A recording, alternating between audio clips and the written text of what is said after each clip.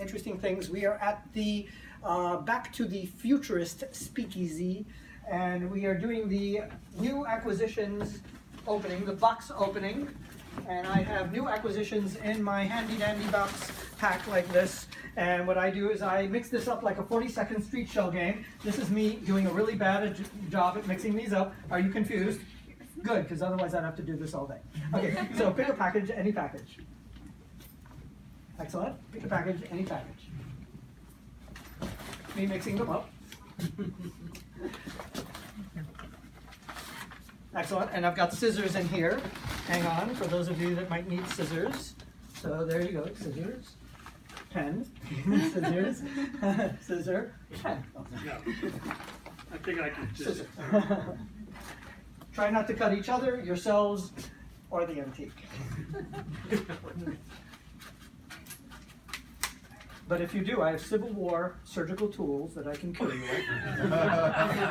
Doesn't require anesthesia or any of that silly stuff. Is that A shot of whiskey and you're fine. Is that if we cut ourselves or if we cut the antique? Or if you cut each other. Right.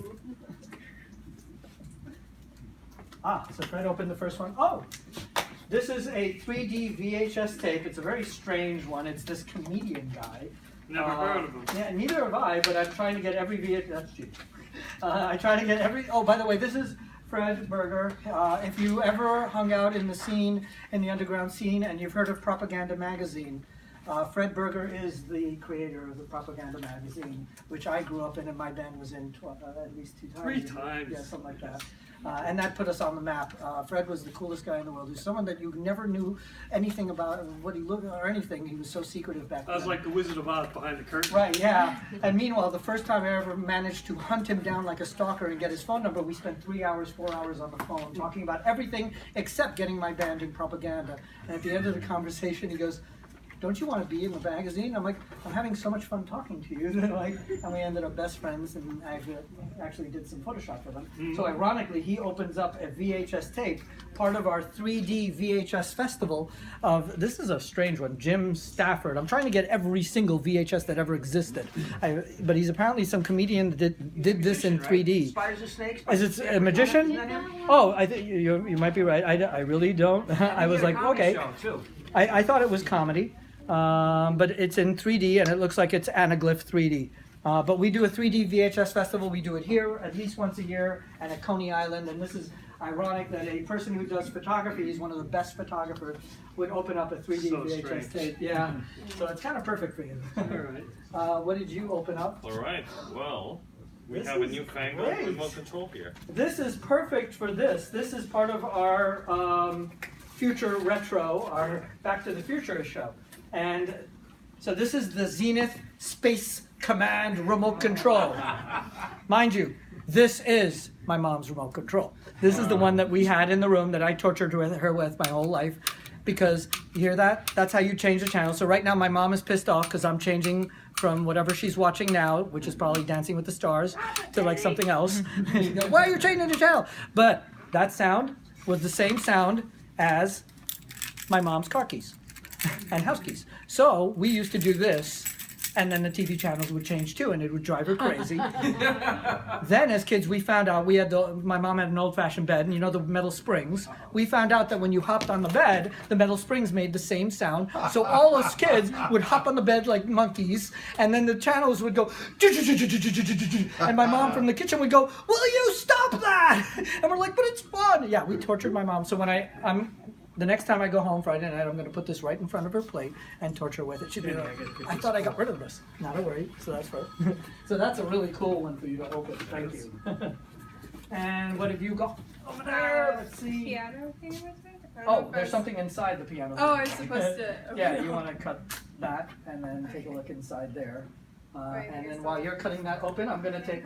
Oh, we're going to show this guy today. This is George Pal. Yeah, he does amazing animations. His animations on film are very fascinating. Normally, you would use these puppets and you would do stop motion. Not George Pal. George Pal would take each one of those puppets and make multiple puppets. So for each motion, there's another puppet. Yeah, so often there'd be thousands of puppets to make one film. Yeah, this guy was hardcore with us.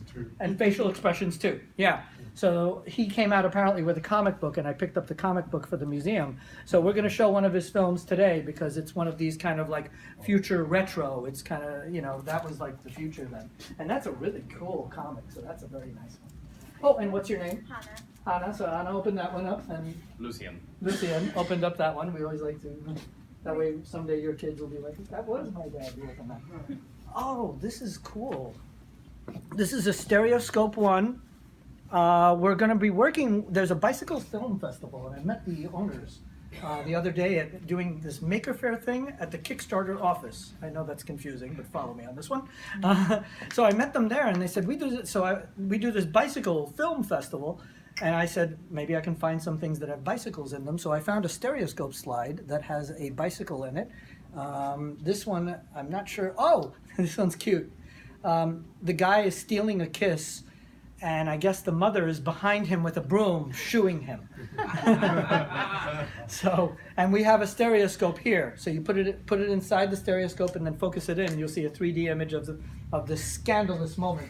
And what's your name? Leela. Leela. So Leela, being that you're in high school, if somebody kisses you, this is what you're going to do. We've got you. So the irony is that that you open this, and this is exactly what's going to happen to you. If you, yeah, Mom. Let's get a shot of Mom. There's Mom right over there. Yeah, that's what you're going to do. Excellent, good. So now, sorry to ruin your love life. I wasn't one to begin with. There you go. So give everyone a hand. They did a great job. And grab a seat. We're going to play the next film, which is George Millet's Trip to the Moon. We're debuting it here. This is a classic film. George Millet was a filmmaker from France who was kind of the first special effects, animation, and just really amazing, experimental film. And it's early 1900s, like around 1902 or so. For this one. Trip to the Moon is the classic, but we have almost a full collection of George Millet stuff. Soon we'll be doing a full festival. Nice. Okay, Bye guys.